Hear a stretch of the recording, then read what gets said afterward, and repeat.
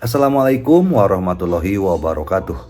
Apa kabar sobat-sobat sobter dimanapun berada?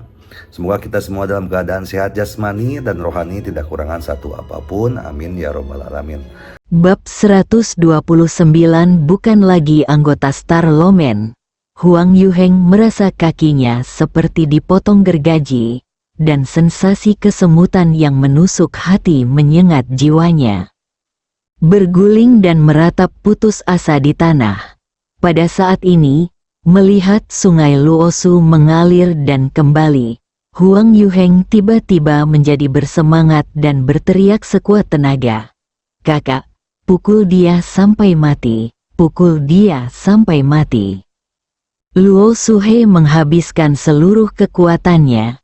Dia menaruh semua harapannya pada Luo Suhe. Mata Huang Yuheng melebar dan berubah menjadi merah darah. Luo Suhe datang dengan ganas. Auranya yang menyala-nyala sangat kuat, dan tinjunya mengenai wajah Chu Chen. "Kakak ipar, pukul dia!" Song Qiu berteriak dengan semangat, darahnya mendidih. Telapak tangan Song Yan tiba-tiba berkeringat dan dia menatap Chu Chen dengan gugup. Dia tidak menyaksikan pembantaian Chu Chen di Huang Mansion, tapi sekarang momentum agung Luo Suhe membuatnya merasa takut. Mo Wuyu juga mengepalkan tinjunya, ingin bergegas maju kapan saja untuk mendukung Chu Chen. Ekspresi Chu Chen tenang. Setelah bertahun-tahun, kekuatan kakak laki-laki tidak banyak meningkat. Chu Chen dengan mudah melewati serangan Luo Suhe dan melakukan serangan balik dengan tinjunya. Wajah Luo Suhe berubah, merasakan tekanan yang ditimbulkan oleh serangan Chu Chen. Setelah beberapa gerakan, Luo Suhe terlempar mundur beberapa langkah. Pupil matanya bergetar. Luo Suhe berbalik dan berkata dengan tegas, "Su Dingfu, Su Dingsan, mengapa kamu masih berdiri di sana?" Kedua murid sekte Qingyang yang datang bersama Luo Suhe juga merupakan dua bersaudara. Mendengar hal tersebut, kedua bersaudara itu langsung bereaksi. "Kakak senior, ayo bantu kamu!" Su Dingfu berteriak keras dan bergegas maju dengan satu langkah. Agresif, Su Dingsan juga mengikuti dari belakang. "Tidak tahu malu, kamu ingin menindas beberapa orang dengan lebih banyak." Xiao Wuyu juga meremehkan, ini adalah keagungan sekte ortodoks. Tiga murid sekte Qingyang mengepung Chu Chen. Di koridor, Chu Chen bertarung 1 lawan 3, ekspresinya tenang. Menghadapi lawan yang bisa dia kalahkan ketika dia berusia 10 tahun, sangat sulit bagi Chu Chen untuk memiliki sedikit pun rasa takut.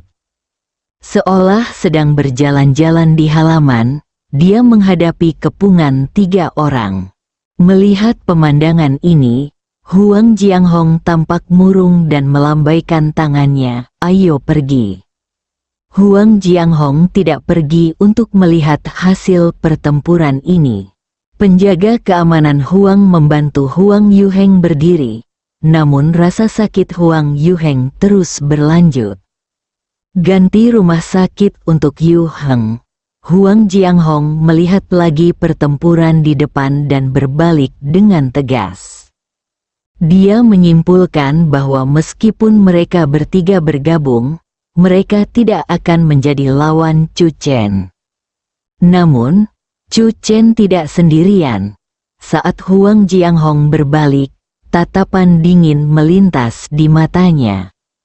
Dia merasa bersalah atas apa yang terjadi pada teman lamanya, tetapi sudah terjadi perkelahian sampai mati antara keluarga Huang dan Chu Chen. "Sembuhkan dulu kaki Yu Heng." Ye Yan cemas, matanya berkilat tajam, keluarga Song juga harus binasa. Begitu semua orang di keluarga Huang pergi, Su Dingfu adalah orang pertama yang diusir oleh Chu Chen. Bang, segera setelah itu, tubuh Su Dingsan menghantam Su Dingfu yang baru saja hendak bangun. Seperti tumpukan arhat, sungai Luosu tidak terkecuali. Pergi, Chu Chen benar-benar tidak tertarik pada orang-orang ini.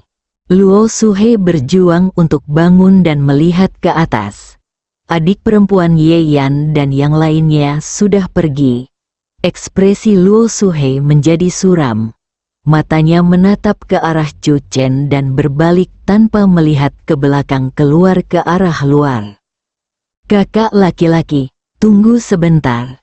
Kedua saudara laki-laki di belakangnya berguling dan merangkak. Ada orang-orang yang menonton dari kejauhan di lorong. Tetapi ketika mereka melihat pemandangan ini, mereka semua berpencar. Badai melanda kota, terjadi secara tiba-tiba. Banyak orang mengetahui bahwa kelompok orang yang baru saja pergi adalah anggota keluarga Huang, dan mereka dipimpin oleh Tuan Huang. Siapa orang-orang di bangsal ini? Beraninya mereka memprovokasi keluarga Huang. Keluarga Huang sepertinya tidak meminta keuntungan apapun. Saya mendengar ada konflik antara keluarga Song dan keluarga Huang. Saya tidak tahu persis apa yang terjadi. Di dalam bangsal, ketika Chu Chen dan yang lainnya berjalan kembali, Mo Xian tertidur lagi. Jaga kakek dengan baik, Chu Chen berkata. Huang Yuheng tidak akan pernah berdiri lagi dalam hidup ini. Chu Chen tampak sangat percaya diri. Xiao Wuyu mengangguk. Song Qiu mengerutkan kening dan berkata tanpa sadar, dengan begitu majunya ilmu kedokteran saat ini, jika Huang Yuheng ingin berdiri, saya khawatir tidak ada peluang sama sekali. Chu Chen tersenyum.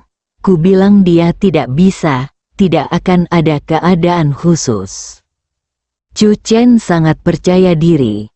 Song Yan menjawab telepon, mengerutkan kening dan berkata, ayah menelepon untuk mengatakan bahwa keluarga Huang telah mengambil berbagai tindakan. Dari jam 10 hingga sekarang, hanya dalam beberapa jam, keluarga Song menderita kerugian besar. Aku khawatir. Pasti akan ada hantu dan monster yang menambah penghinaan pada lukanya.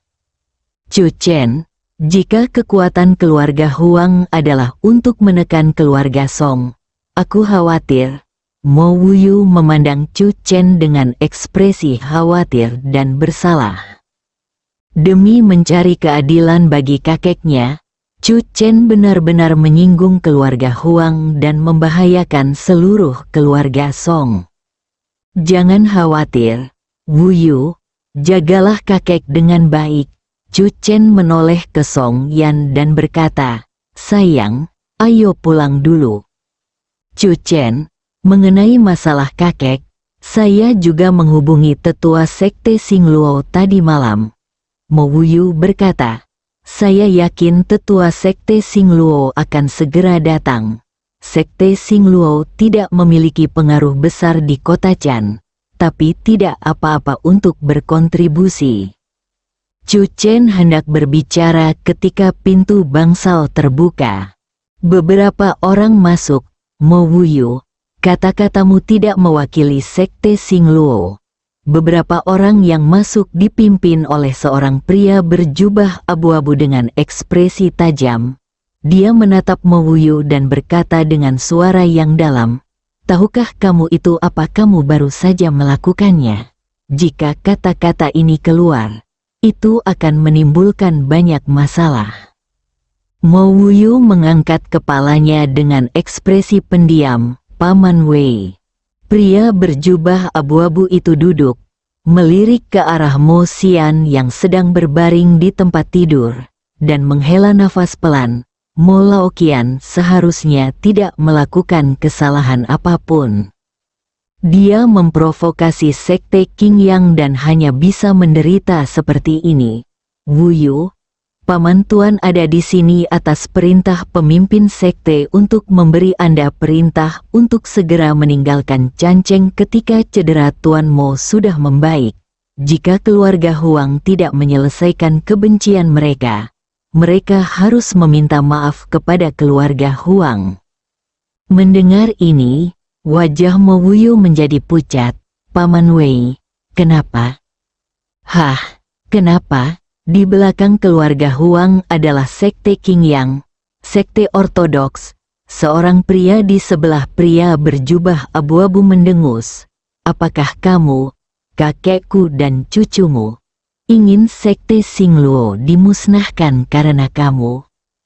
Mo Wuyu mengepalkan tangannya, lama sekali. Sambil mengertakkan gigi dan menggelengkan kepalanya, Chu Chen tidak segan-segan menyinggung keluarga Huang demi mencari keadilan bagi kakek.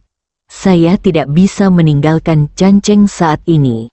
Bahkan jika kakek sudah bangun, dia tidak akan setuju. Ketua sekte juga mengatakan bahwa jika kamu tidak setuju, maka, mulai sekarang, kamu tidak akan lagi menjadi anggota sekte Xingluo, kata pria berjubah abu-abu. Mo Wuyu seperti sambaran petir, tidak mampu berdiri dengan mantap. Xingluomen adalah akar dari dia dan kakeknya. Namun karena kejadian seperti itu, Xingluomen tidak segan-segan mengusir mereka dari Xingluomen. Bukan lagi bintang Ramana. Suara pria berjubah abu-abu itu bergema berulang kali di telinga Mo Wuyu. Tubuh Mo Wuyu gemetar. Pada saat ini, sebuah tangan dengan lembut diletakkan di bahunya. Dia tidak memenuhi syarat. Bab 130 Master Sekte Wuyu Suara Chu Chen. Mo Wuyu tiba-tiba mengangkat kepalanya dan matanya bertemu dengan mata Chu Chen. Mata Chu Chen seterang bintang, memberikan kepercayaan diri yang tak bisa dijelaskan pada Mo Wuyu. Siapa kamu? Nama belakang pria berjubah abu-abu itu adalah Wei Guangtao. Teman yang bebas rasa khawatir, jawab Chu Chen. Pada saat ini, Mo Wuyu kembali sadar, dan hatinya sekali lagi tertutup awan gelap. Dia tahu betul identitas pria berjubah abu-abu di depannya. Paman Wei adalah adik laki-laki pemimpin sekte. Mo Wuyu berbicara kepada Chu Chen dengan suara rendah. Melirik Mo Xian yang terbaring di ranjang rumah sakit, Mo Wuyu merasa sedih, dan matanya tiba-tiba tertutup kabut kristal. Kakek menghabiskan seluruh hidupnya hidup hanya untuk Star Lomen. Dia bahkan ingin menggunakan tubuhnya untuk meramal nasib dan meneruskan keterampilan ramalan Star Lobster. Tapi pada akhirnya, apakah dia akan dikeluarkan dari Xingluomen? Mo Wuyu tidak punya pilihan kedua di hatinya. Dia tahu betul bahwa semua yang dilakukan Chu Chen adalah untuk mencari keadilan bagi kakeknya. Jika dia meninggalkan Canceng bersama kakeknya saat ini, dia tidak akan pernah memaafkannya setelah dia bangun. Kakek, aku lebih suka dikeluarkan dari Star Lomon. Mo Wuyu menitikkan air mata dan menatap Wei Guangtao dengan sedikit memohon di matanya. Paman Wei, bisakah kakek dan aku tetap menggunakan nama kami sendiri? Kami pasti tidak akan menyeret Xingluomen. Atas namaku sendiri, bukankah sekte Qingyang akan menyalahkan sekte Xingyang? Wei Guangtao berkata dengan dingin. Wuyu, jangan berpikir terlalu naif tentang segala hal. Terus terang, sekte Xingyang kita tidak boleh menyinggung sekte Qingyang. Apakah kamu mengerti? Mo Wuyu menggigit bibirnya. Keras kepala, Wei Guangtao menggelengkan kepalanya dan menghela nafas. Wuyu, kamu adalah seorang jenius langka dari sekte Qi. Kamu harus menjadi harapan dari sekte bintang, jadi jangan bodoh. Seorang murid sekte Xingluo di sebelah saya juga mencoba membujuknya.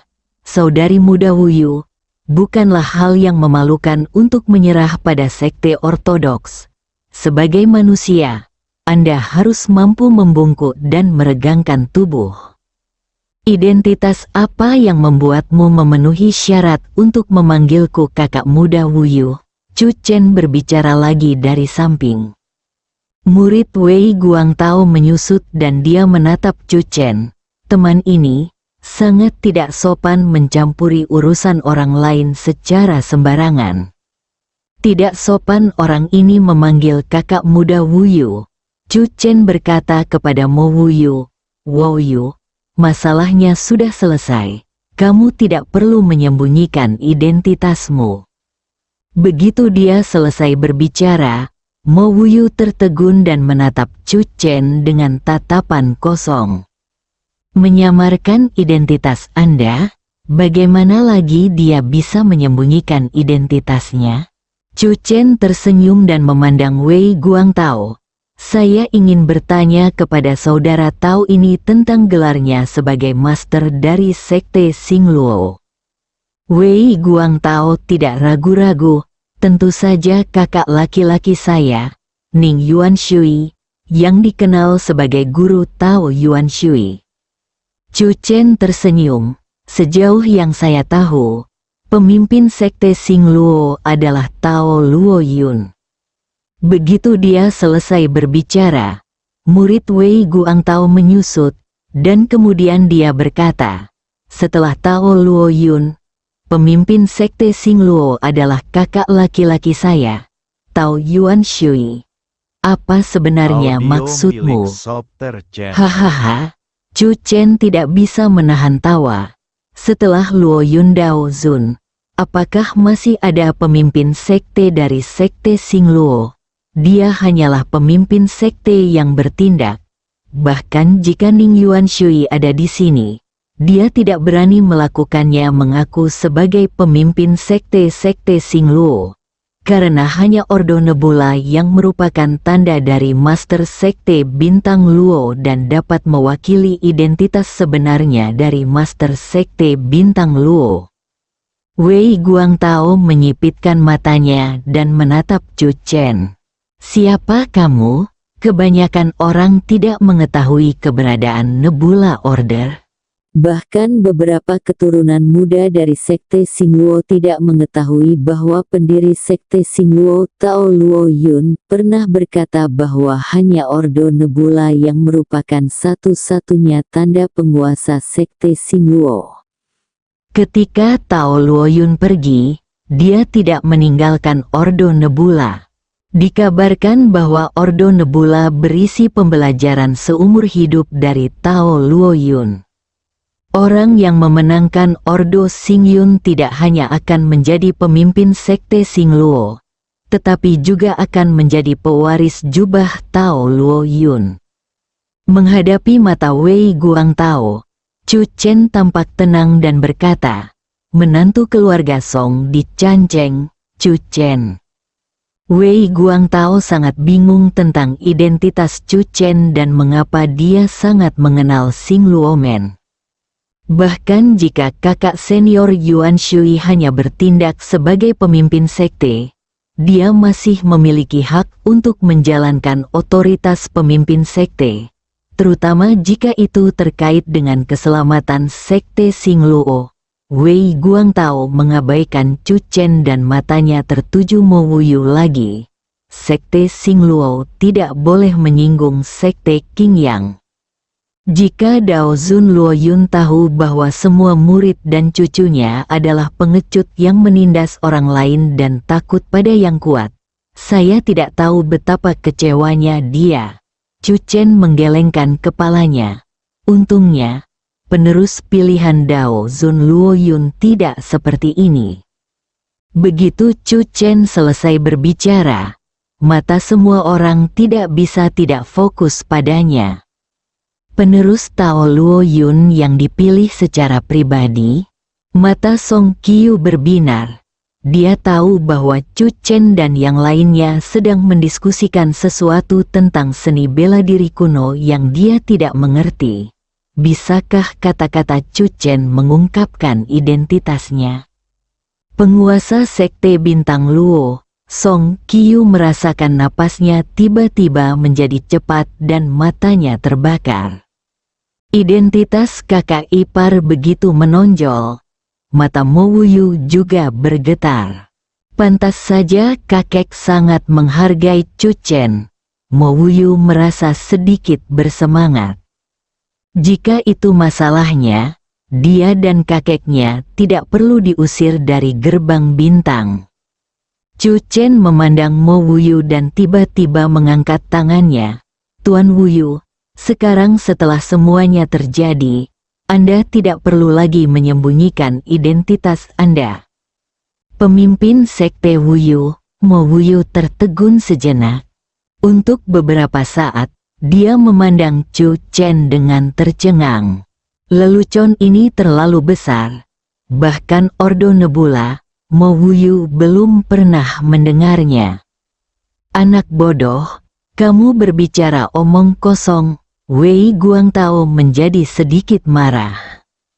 Chu Chen dari keluarga Song, murid Sekte Xingluo juga berteriak dengan marah. Beraninya kamu mengolok-olok Sekte Xingluo. Ekspresi Chu Chen tenang. Dia memandang Mo Wuyu dan berkata sambil tersenyum. Sekarang semuanya telah terjadi. Kamu tidak perlu menyembunyikan identitasmu. Meskipun kamu masih muda. Aku khawatir hanya kamu yang memenuhi syarat untuk menjadi anggota Sekte Bintang Luo hari ini. Tuhan, Tao Luo Yun tidak akan memilih orang yang salah. Keluarkan token nebula dari saku Anda dan ungkapkan identitas Anda. Aku, Mo Wuyu hendak menangis. Tapi di saat yang sama, dia tanpa sadar mengulurkan tangannya untuk menjelajah. Pada saat ini, Mo Wuyu tercengang, ada sesuatu tambahan di sakunya. Mata Mo Wuyu sedikit melebar, dan ada tekstur dingin di tangannya. Ini, Mo Wuyu mengeluarkannya tanpa sadar. Itu sebuah tanda. Token berwarna giok yang diukir dengan pola nebula. Xingluo Men, Ordo Nebula, Desir, Sikat, Sikat. Semua mata terfokus pada token nebula di tangan Mo Wuyu. Sangat mengejutkan. Wei Guangtao menatap dengan mata terbuka lebar. Urutan nebula, sejak Tao Luo Yun pergi, Xing Yunling tidak pernah muncul lagi. Apakah Mo Wuyu benar-benar orang yang dipilih oleh Tao Luo Yun? Wei Guangtao dan yang lainnya tidak sadar untuk waktu yang lama. Lagi pula, dampak visual dan jiwa yang dibawa oleh adegan ini terlalu besar. Chu Chen tersenyum dan dengan lembut menangkupkan tangannya. Chu Chen dari keluarga Song telah bertemu dengan pemimpin Sekte Wuyu. Bersambung.